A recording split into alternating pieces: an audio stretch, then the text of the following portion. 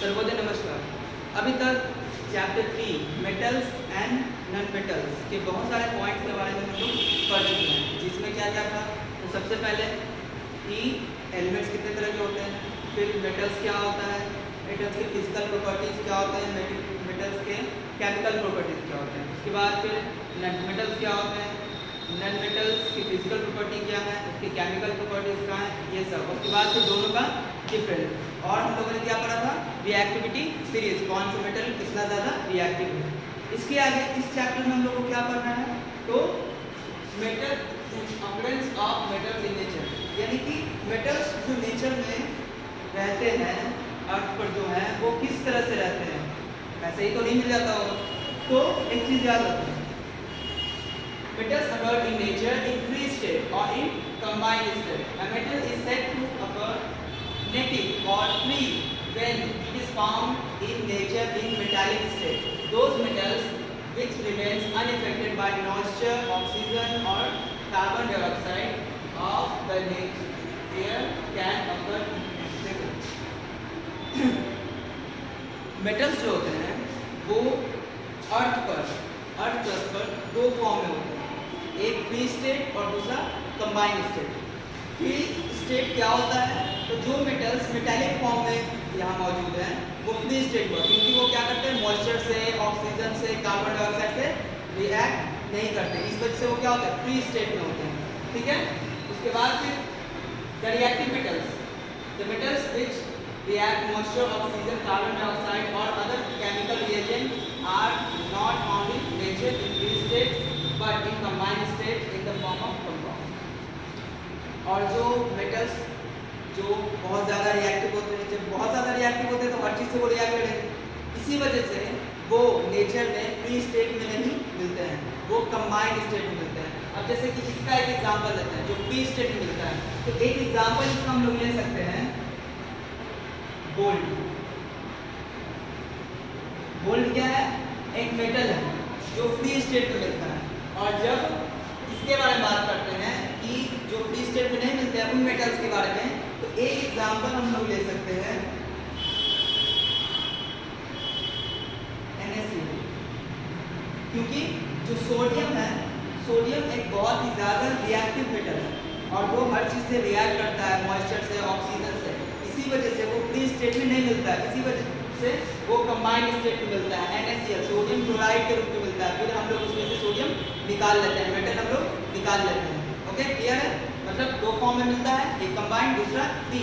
Combined में कौन मिलता है, जो बहुत ज़्यादा रिएक्टिव होते हैं। फ्री में कौन मिलता है, जो रिएक्टिव नहीं होते हैं। एक एग्जाम्पल फ्री स्टेट का गोल्ड, इसका एक एग्जाम्पल NaCl, सोडियम क्लोराइड, इसमें से सोडियम हम लोग बाद में निकाल लेते हैं, सोडियम एक मेटल है। Next minerals.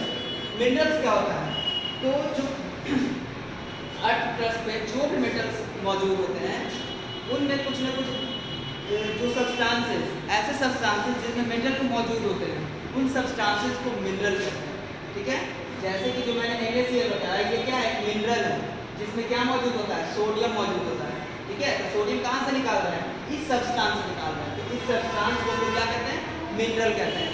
या फिर और भी है कैल्शियम कार्बोनेट, कैल्शियम कार्बोनेट में क्या है, कैल्शियम है, कैल्शियम इससे निकाल सकते हैं, तो ये भी क्या है, मिनरल है। फिर जिंक सल्फाइड, जिंक सल्फाइड से हम लोग जिंक एक्सट्रैक्ट करते हैं और ये भी एक मिनरल है।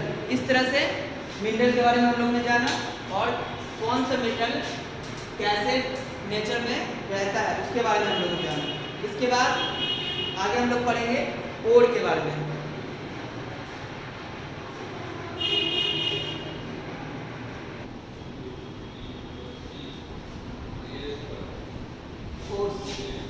The minerals from which metals can be obtained on a commercial scale are called ores। क्या होता है, तो मिनरल्स तो पता ही है, जिसमें मेटल्स होता है वो मिनरल्स होता है। ठीक है। मिनरल्स ऐसे मिनरल्स जिसमें आसानी से कम खर्च में, कॉमर्शियल स्टेट मतलब कम खर्च में, जिसमें फ़ायदा हो, कम खर्च में हम लोग मेटल निकाल लेते हैं, मेटल को एक्सट्रैक्ट कर सकते हैं, वो ओर कहलाता है। जैसे कि एक एग्जाम्पल लेते हैं बॉक्साइट और क्ले। बॉक्साइट भी क्या है, तो एक मिनरल है एल्युमिनियम का, और क्ले भी एक मिनरल, दोनों मिनरल्स है एल्युमिनियम के। लेकिन ध्यान देंगे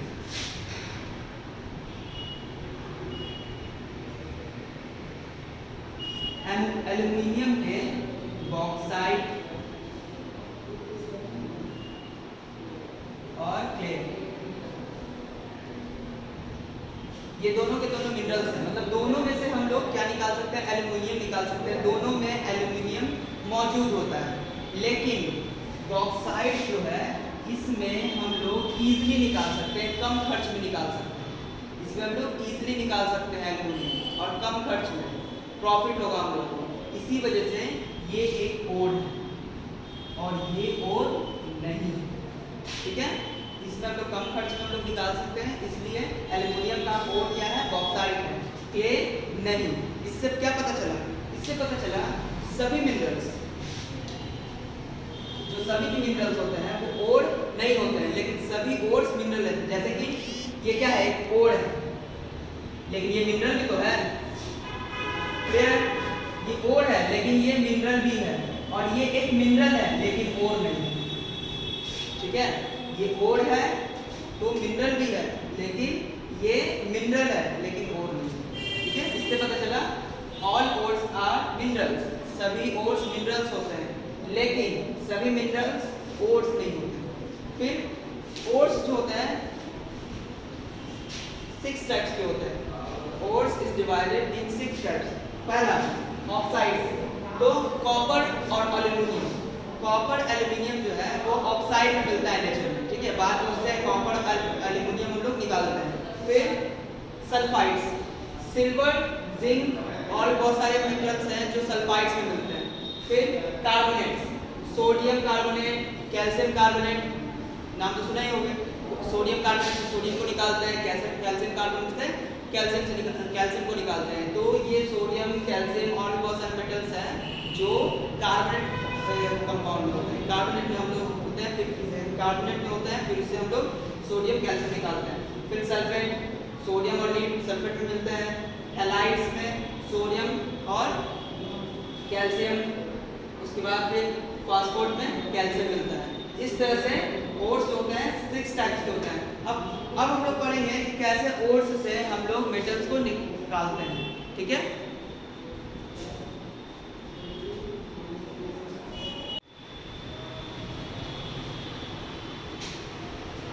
Metallurgy, the process of extracting metals from their ores and refining them for use is known as metallurgy. In other words, the process of obtaining a metal from its ore is called metallurgy. Metallurgy होता क्या है, तो इससे पहले क्या बताए थे हम कि हम लोग क्या सीखने वाले हैं, तो मेटल्स को ओर से निकालने के लिए, तो ये जो प्रोसेस होता है ना, ओर से मेटल निकालना, ठीक है, एक्सट्रैक्ट करना, ये पूरा प्रोसेस मेटलर्जी कहलाता है। मेटलर्जी क्या होता है कि एक ओर होता है हमारे पास, उसके बाद उससे हम लोग मेटल निकालते हैं, ओर मिक्स होता है मेटल, ओर में ही मेटल मिक्स होता है, मीन्स कि ओर में बहुत सारा मेटल होता है, उसके साथ इम्प्योरिटीज होती हैं, तो हम लोग इम्प्योरिटीज को अलग करते हैं और मेटल को अलग करते हैं। तो हम लोग को जो प्योर मेटल मिला वो किस प्रोसेस से मिला, मेटलर्जी से। मेटलर्जी तो इसके कुछ प्रिंसिपल के बारे में हम लोग जानेंगे। The extraction of the metal from its ore depends on the reactivity of metals. कोई भी मेटल अगर हम लोग किसी ओर से निकालते हैं तो वो किस पे डिपेंड करता है, वो उसके रिएक्टिविटी पे डिपेंड करता है, यानी कि वो कितना रिएक्टिव है। रिएक्टिविटी सीरीज में आपको पहले ही पढ़ा चुका हूँ, ठीक है। तो ओर में जो मेटल है वो कितना रिएक्टिव है, किस मेटल का वो ओर है, उस पर डिपेंड करता है। Metals at the top of the reactivity series, sodium, potassium, calcium, magnesium, etc. are highly reactive. They do not occur in phase state. They are extracted by the electrolysis of molten ore.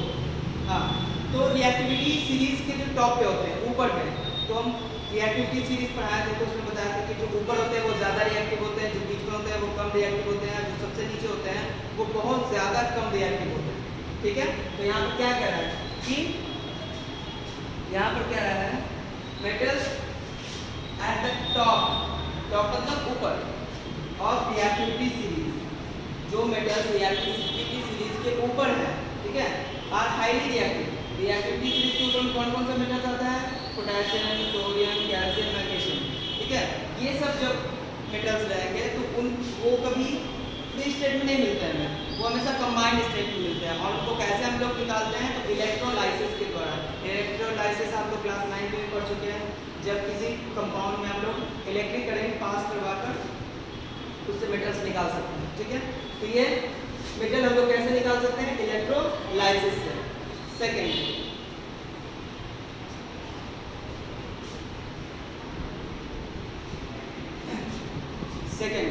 metals in the middle of the activity series moderately reactive. These are obtained by roasting and calculation of their sulfide or coordinate form. तो जब क्या होता था कि first पे यानी कि reactivity series के जो टॉप पे रहता था उनको कैसे निकालते थे, इलेक्ट्रोलाइसिस से। और जब उसके मिडिल में रहेगा, एक्टिविटी सीरीज के मिडिल में कौन कौन से एलिमेंट होते हैं, ZnFe Pb, zinc, ferrous, tin, ये सब जो मेटल्स होते हैं उनको कैसे निकाल सकते हैं, रोस्टिंग और कैलकुलेशन से।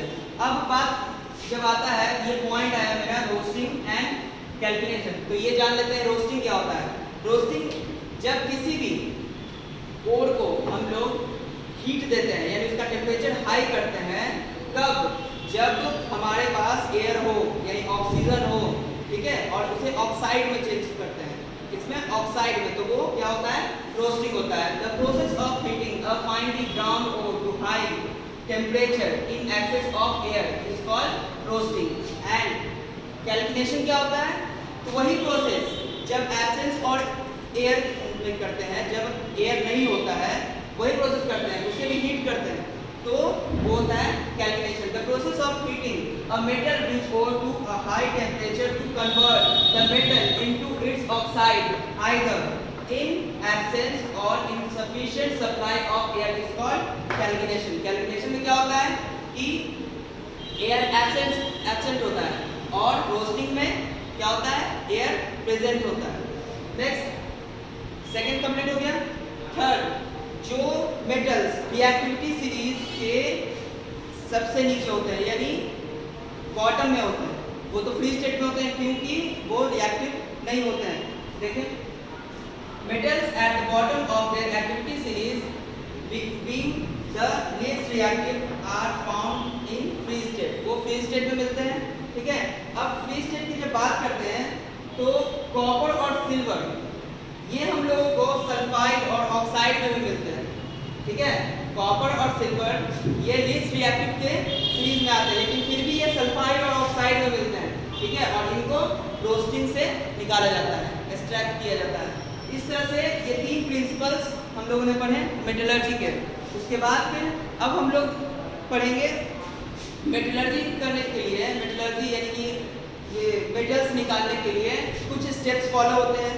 अब उन स्टेप्स के बारे में हम लोग पढ़ेंगे। ओके,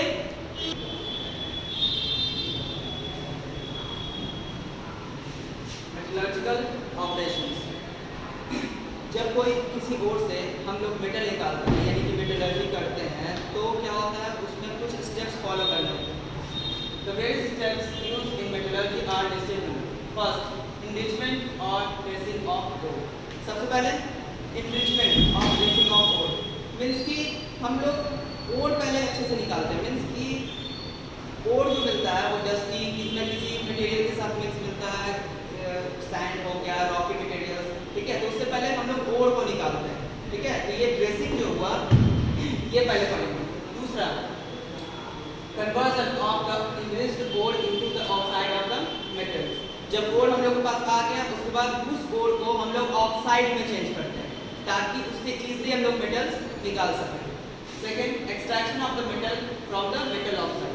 जब मेटल ऑक्साइड क्या बताएं, इसमें क्या होता ये, इसमें क्या होता कि ओर को हम लोग ऑक्साइड में चेंज किए और इसमें क्या करेंगे, तो उस मेटल ऑक्साइड से हम लोग मेटल निकालेंगे।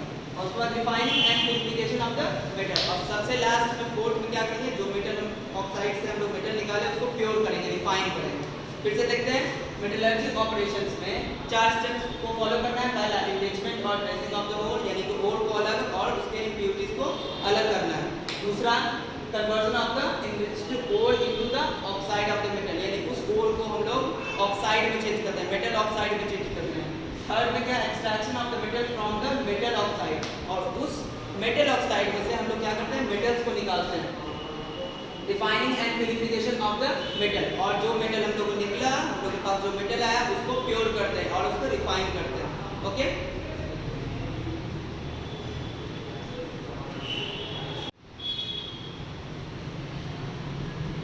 अभी हम लोगों ने मेटलर्जी ऑपरेशंस के बारे में पढ़ा, जिसमें 4 ऑपरेशंस थे।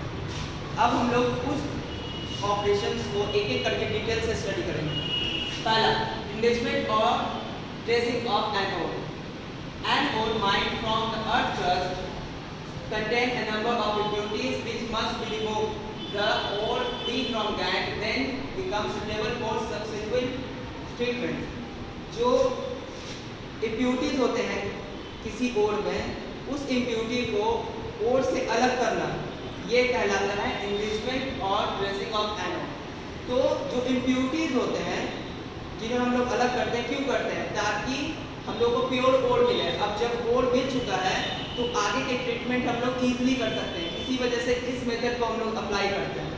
अब यहाँ पर एक पॉइंट आया है गैंग, तो गैंग को डिस्क्राइब कर लेते हैं कि गैंग क्या होता है। जो इम्प्योरिटीज हम लोग अलग कर रहे हैं, जैसे कि क्ले होता है, रॉकी मटेरियल्स, क्ले, ये सब जो अलग करते हैं हम लोग ओर से, इन्हीं को गैंग कहते हैं। जो इम्प्योरिटीज होता है उनको गैंग कहा जाता है। अब हम लोग देखिए एनरिचमेंट और ट्रेसिंग ऑफ एन ओर, ये पॉइंट हम लोग समझ चुके हैं, जिसमें क्या करते हैं हम लोग ओर से इम्प्योरिटी को अलग करते हैं। तो ओर से इम्प्योरिटी को बहुत सारे मेथड से अलग किया जाता है, तो इसी के कुछ मेथड्स हम लोग आगे पढ़ेंगे।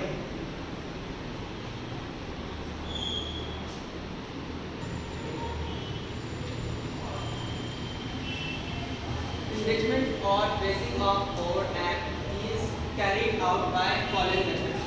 कुछ मेथड्स हैं जिसके द्वारा हम लोग क्या करें, इम्प्योरिटीज को अलग कर सकते हैं, एनरिचमेंट कर सकते हैं ओर का। जिसमें पहला है levigation. The powder ore is washed in the jet of water, the lighter of and earthy impurities are washed away by water, while heavier ore particles are left behind to settle down at the bottom. Levigation में क्या होता है कि जो ओर होता है हमारे पास, जो पाउडर होता है ओर का, उससे जब हम लोग जेट ऑफ वाटर यानी बहते हुए पानी में जब डालते हैं तो क्या होता है कि ओर नीचे चला जाता है, क्योंकि ओर हैवी होता है। ठीक है, एक चीज़ नोटिस करने लायक है कि ये जो लेविगेशन है ये सिर्फ हैवी ओर के लिए, ये हैवी ओर पे अप्लाई होगा, क्योंकि इसमें क्या होता है, जेट ऑफ वाटर जो लाइटर रॉकी मटेरियल से होते हैं, जो इम्प्योरिटीज होते हैं उनको बहा कर लेकर चल जाता है, और जो हमारा हैवी ओर होता है वो नीचे जम जाता है। ठीक है, यही होता है। The powder ore is washed into the jet of water, जो ओर रहेगा उसे हम लोग जेट ऑफ वाटर में डालते हैं। The lighter Rocky and earthy impurities are washed away, जो इम्प्योरिटीज होते हैं वो क्या होता है, बह जाते हैं। ठीक है, वॉश हो जाते हैं, धुल जाते हैं। While heavier ore particles are left behind to settle down at the bottom, और जो हमारा ओर होता है, जो हैवी ओर होता है वो नीचे बॉटम में जम जाता है। Second, rotation.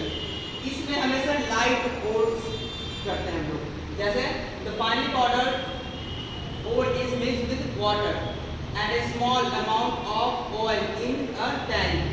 Air is blown into the mixture. A float or scum is produced at the surface. The ore particles are carried by the float to the surface. The earthy impurities sink to the bottom. The float along with the ore is removed and acid is added to break up the float, and the concentrated ore is filtered and dried. ये second जो है वो हमेशा light ores के लिए करते हैं।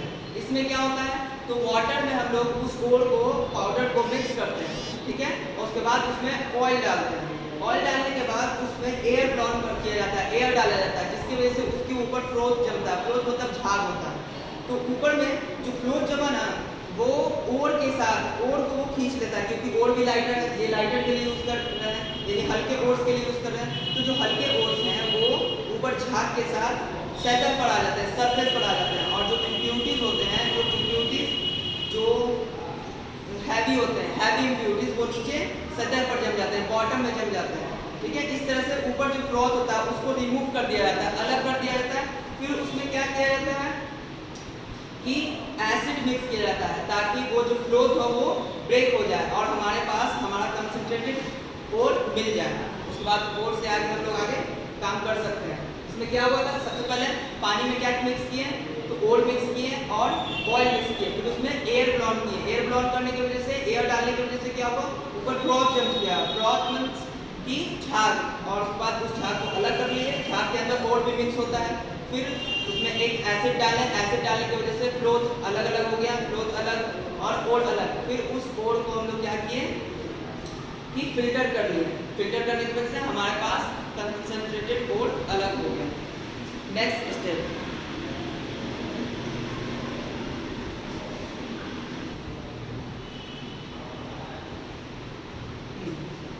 third, liquefaction.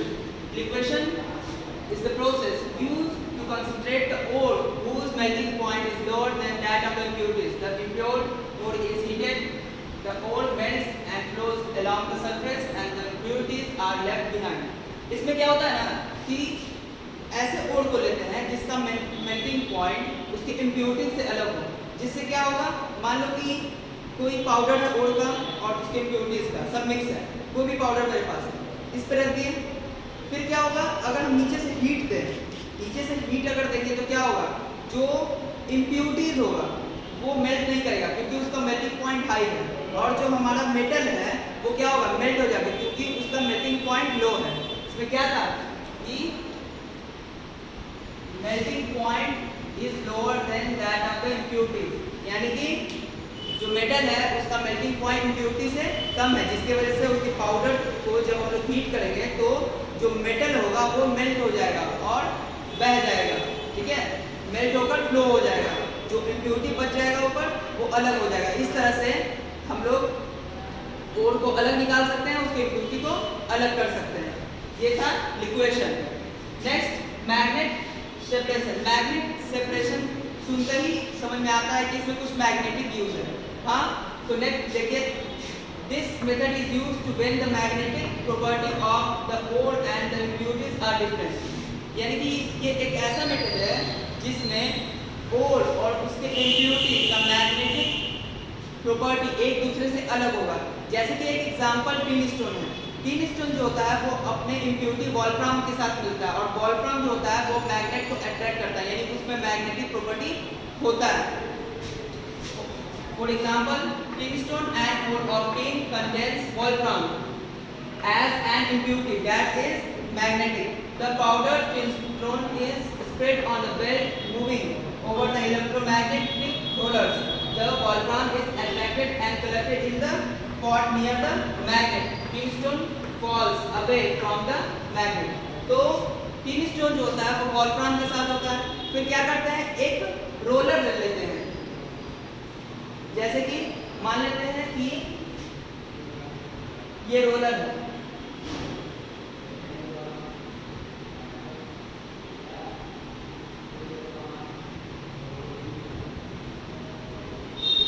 Roller में अगर हम लोग पाउडर डाल दें और ये मैग्नेटिक है,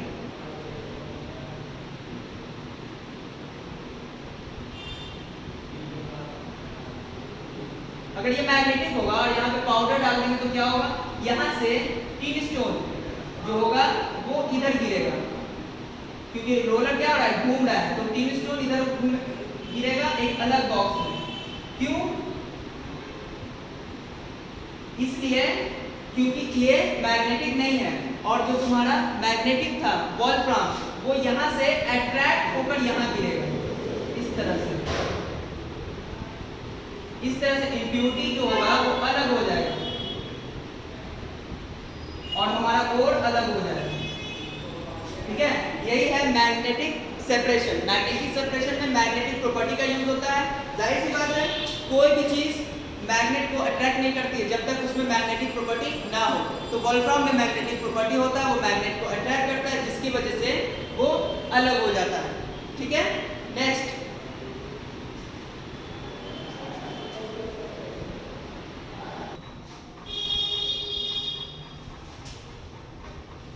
next method, leaching and chemical separation. इसमें क्या होता है, जनरली ओर जो होता है उसमें कोई एक्स्ट्रा कोई केमिकल मिलाकर हम लोग इम्प्योरिटीज को डिसॉल्व कर देते हैं, और जो बचता है वो हमारा ओर होता है। देखिए कैसे, in this method the powdered ore is treated with the suitable solvent. The ore dissolve in while the impurities remains behind. यानी कि ore dissolve हो जाता है और impurities बच जाता है. एक एग्जांपल है बॉक्साइट. बॉक्साइट के साथ हमेशा Fe2O3 और SiO2 मिक्स होता है. ठीक है, जब बॉक्साइट में ये दो इम्प्यूरिटीज मिक्स होता है तो हम लोग इसको कैसे करते हैं प्योर, देखते हैं. तो ore is powdered and treated with the solution of sodium hydroxide. यानी इसमें बॉक्साइट में हम लोग सोडियम हाइड्रोक्साइड मिलाते हैं. फिर क्या होता है कि उसमें जो इम्प्यूरिटीज होता है Al2O3 एंड SiO2 वो डिसॉल्व हो जाता है और बनाता है क्या, सोडियम एल्यूमिनेट.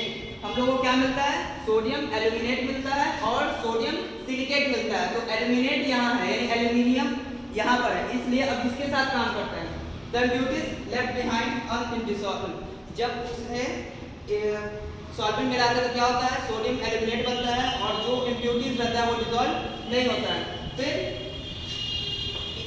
इम्प्यूरिटीज को हटा दिया जाता है फिल्टर करके. Sodium aluminate undergoes hydrolysis producing aluminium hydroxide as precipitate. उसके बाद क्या होता है, जो सोडियम एल्यूमिनेट बना हम लोगों का उसको हाइड्रोलाइसिस करते हैं और उसके बाद फिर हम लोग को क्या मिलता है, सोडियम हाइड्रोक्साइड अलग से प्रेसिपिटेट के तौर पे अलग हो जाता है.